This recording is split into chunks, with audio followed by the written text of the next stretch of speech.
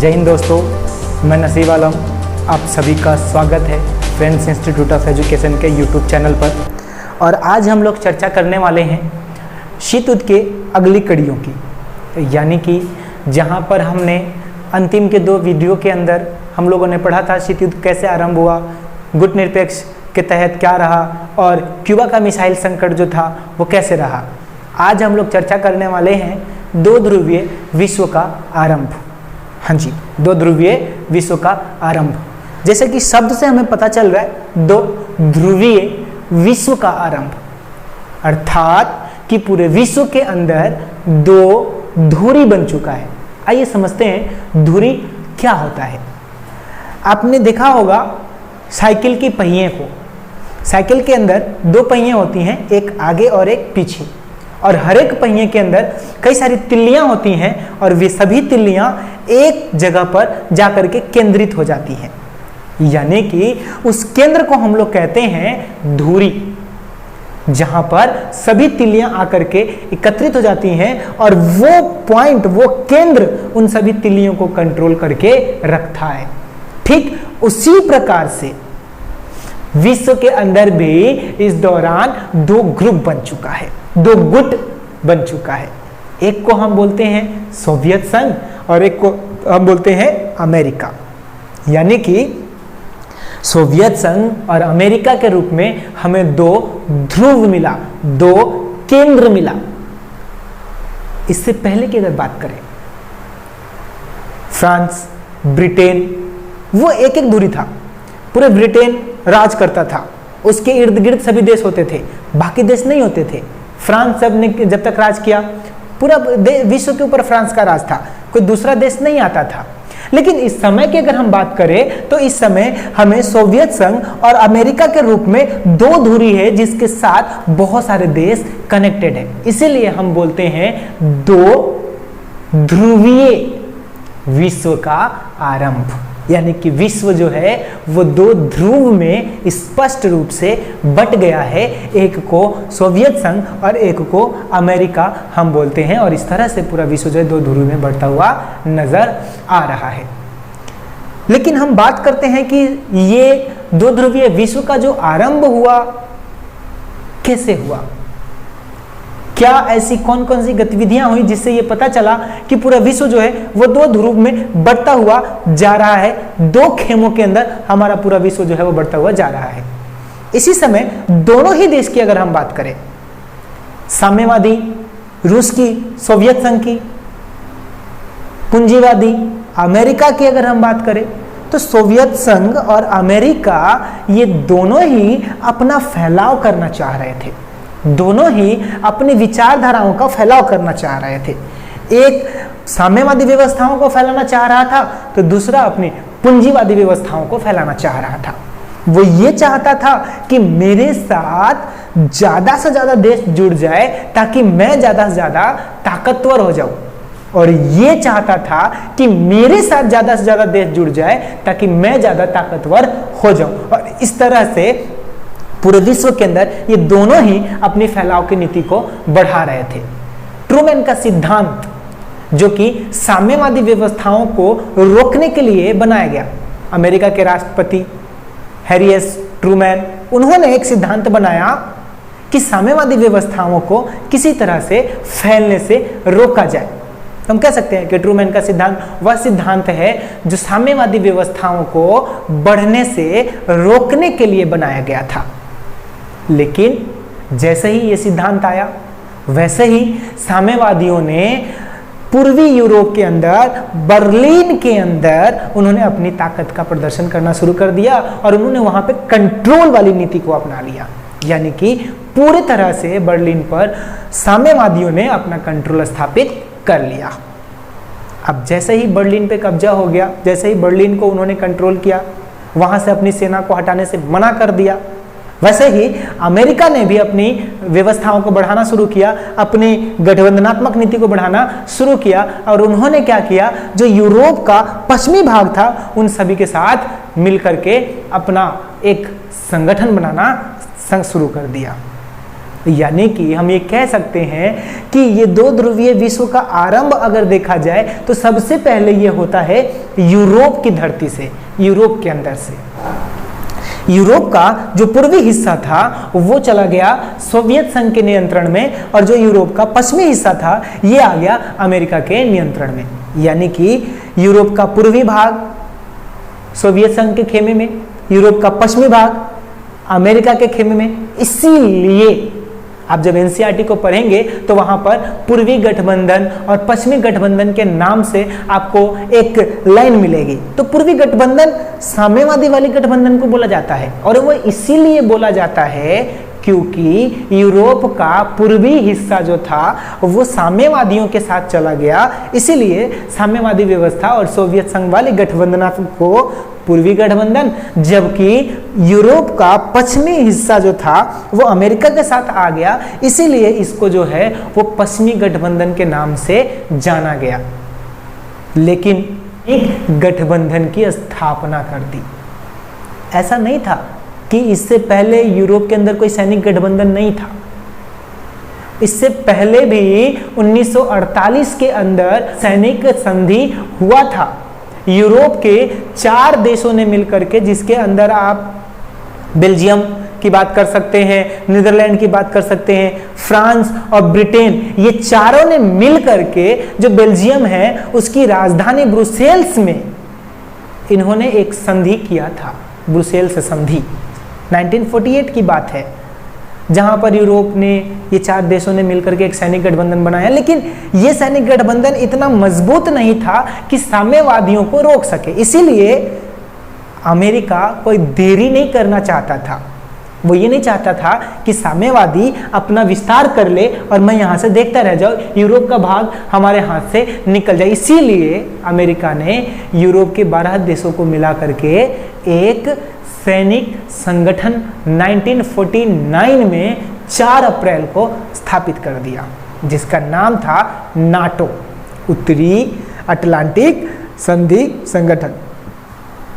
अब अमेरिका को उत्तरी अटलांटिक संधि संगठन के नाम से एक सैनिक गठबंधन मिल गया, जिसके अंदर 12 देश थे, और इनका मुख्य उद्देश्य था कि यदि किसी एक देश के ऊपर भी हमला होता है तो सभी देश, यानी कि 12 के 12 देश उस हमले को अपने ऊपर मानेंगे, अपने ऊपर हमला मानेंगे, और 12 के 12 देश सम्मिलित रूप से अपने सेना को भेज करके उनसे सामना करेंगे जिन्होंने उनके ऊपर अटैक किया है।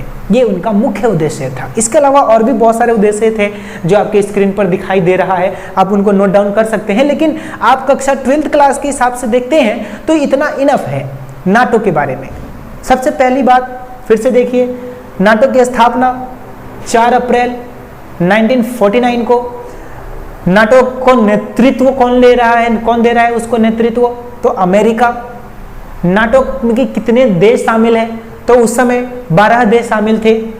नाटो का मुख्य उद्देश्य क्या है? तो नाटो का मुख्य उद्देश्य है कि एक के ऊपर भी हमला सभी अपने ऊपर मानेंगे और सब मिलकर के उसका सामना करेंगे, सभी एक दूसरे का सहयोग करेंगे।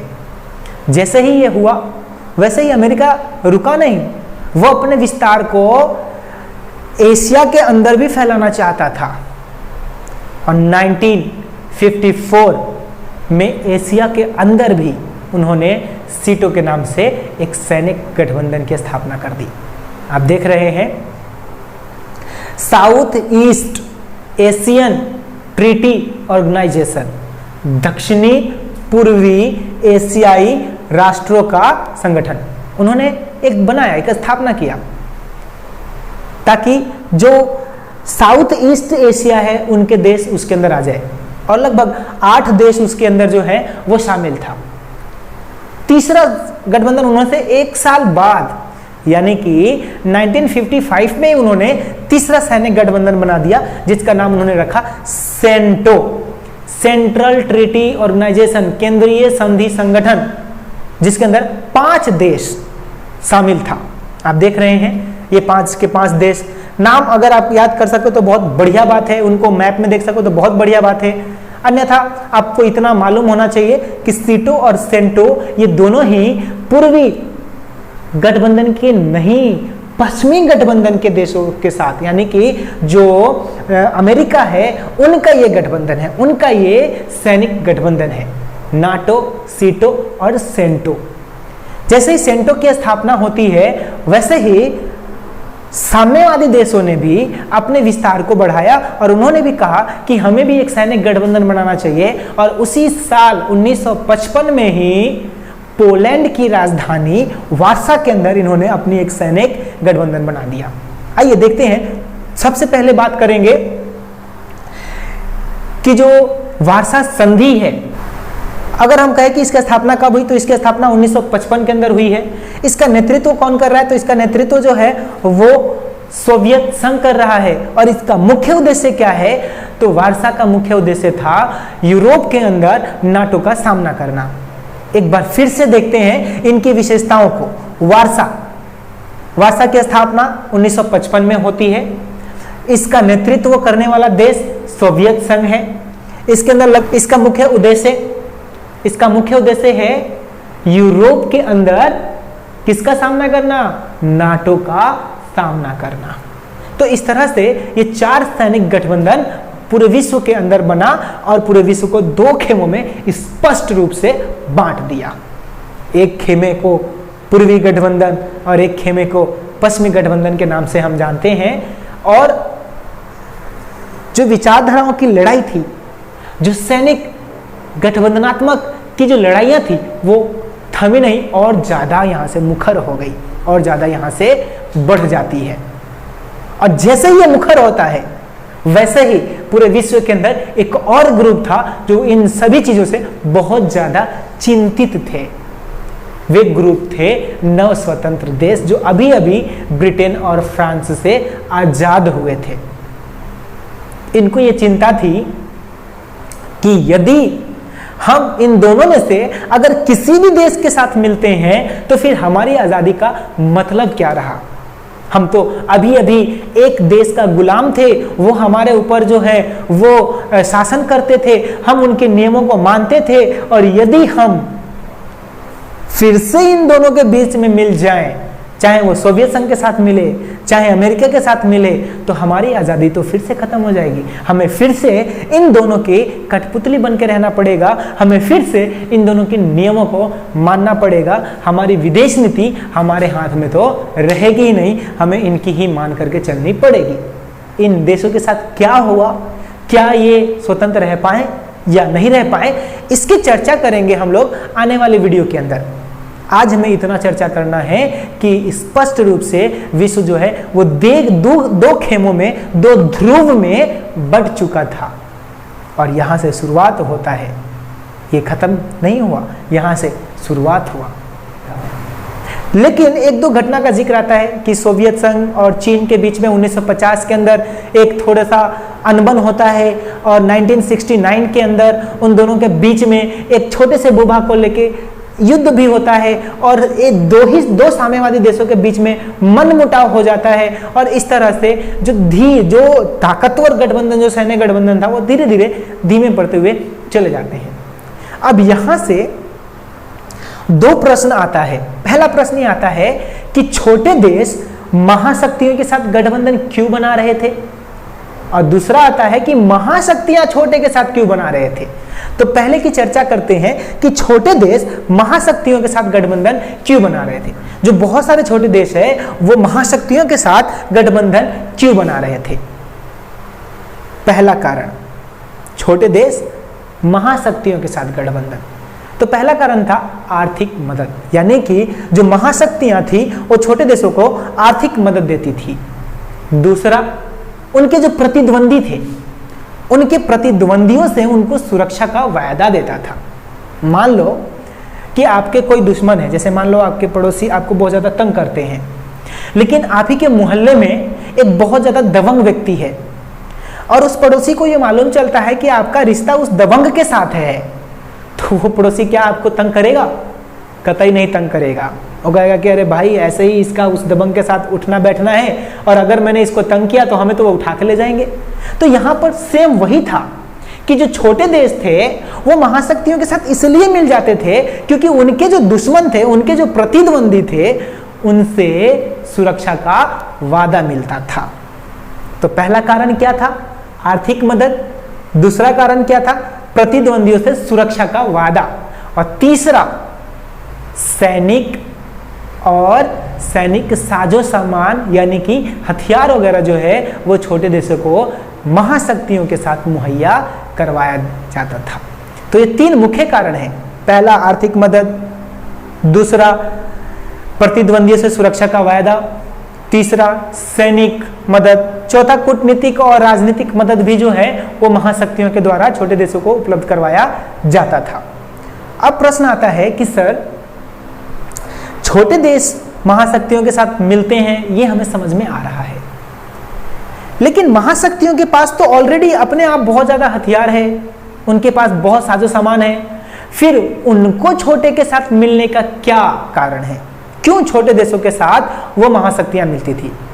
तो स्पष्ट इसके 5 कारण आपके एनसीईआरटी में दी हुई हैं। कक्षा 12th क्लास की आप पढ़ेंगे तो स्पष्ट रूप से 5 उसके अंदर कारण दिए हुए हैं।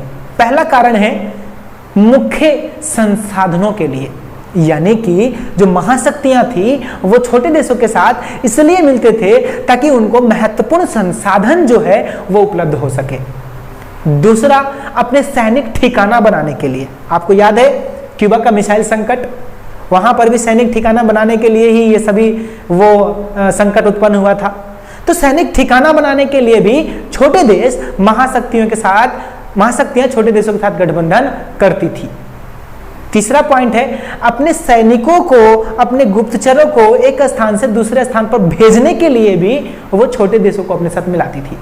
जैसे कि मान लो इंडिया से अफगानिस्तान जाना है और बीच में पाकिस्तान मना कर रहा है कि नहीं भाई हम नहीं जाने देंगे, तो हम कैसे जाएंगे? अपने सेना को, अपने पैदल सेना को कैसे लेके जाएंगे? तो इसीलिए इन छोटे देशों को भी वो बनाते थे ताकि वहां से अपने सैनिकों का आवाजाही कर सके। चौथा पॉइंट था विचारधाराओं का फैलाव, यानी कि पूंजीवादी देश अपने विचार को फैलाना चाह रहा था, साम्यवादी देश अपने विचार को फैलाना चाह रहा था। तो इन विचारधाराओं के फैलाव के लिए भी महाशक्तियां छोटे देशों के साथ गठबंधन करती थी। और पांचवा पॉइंट था आर्थिक सहायता। अब यहां पर एक प्रश्न आता है माइंड में कि सर महाशक्तियां छोटे देशों को आर्थिक सहायता देती थी, अब छोटे देश महाशक्तियों को क्या आर्थिक सहायता देंगी? उनके पास तो खुद नहीं है। तो देखिए प्रत्यक्ष रूप से तो नहीं, लेकिन अप्रत्यक्ष रूप से छोटे देश जो हैं वो महाशक्तियों के बहुत ज्यादा काम के थे और बहुत ज्यादा वो आर्थिक मदद भी करते थे। जैसे कि मान लो मैं एक महाशक्ति हूं और मेरे पास बहुत सारे सेना है और आपको किसी से खतरा है तो मेरे साथ आप जुड़ते हैं तो मैं आपको बहुत सारा सैनिक देता हूं ताकि आपकी प्रतिद्वंदी से आपको सुरक्षित किया जा सके। मेरा सेना आपके यहां है, उसका खर्चा कौन उठाएगा? आप। उसके खाने पीने का, उसके रहने का, उसके जो साजो सामान है उसके रख रखाव का पूरा खर्चा आप उठा रहे हैं। नाम मेरा चल रहा है, खर्चा आप उठा रहे हैं। तो इस तरह से अप्रत्यक्ष तरीके से क्या हुआ, मुझे आर्थिक सहायता मिल गई। तो यहां पर भी सेम हो रहा था कि जो महाशक्तियां थी जब अपने सेना को छोटे देशों के यहां भेजती थी तो छोटे देश उन सेना का वहन करता था, जिसके कारण महाशक्तियों को बहुत ज्यादा जो है वो आर्थिक मदद मिलती थी। तो अप्रत्यक्ष तरीके से छोटे देश महाशक्तियों के बहुत ज्यादा काम के थे आर्थिक दृष्टि से भी। आइए एक बार फिर से देखते हैं कि महाशक्तियां छोटे देशों के साथ गठबंधन क्यों करती है। पहला महत्वपूर्ण खनिज संसाधनों के लिए, दूसरा सैनिक ठिकाना बनाने के लिए, तीसरा अपने सेना की आवाजाही के लिए, चौथा विचारधाराओं के फैलाव के लिए और पांचवा और अंतिम आर्थिक मदद के लिए।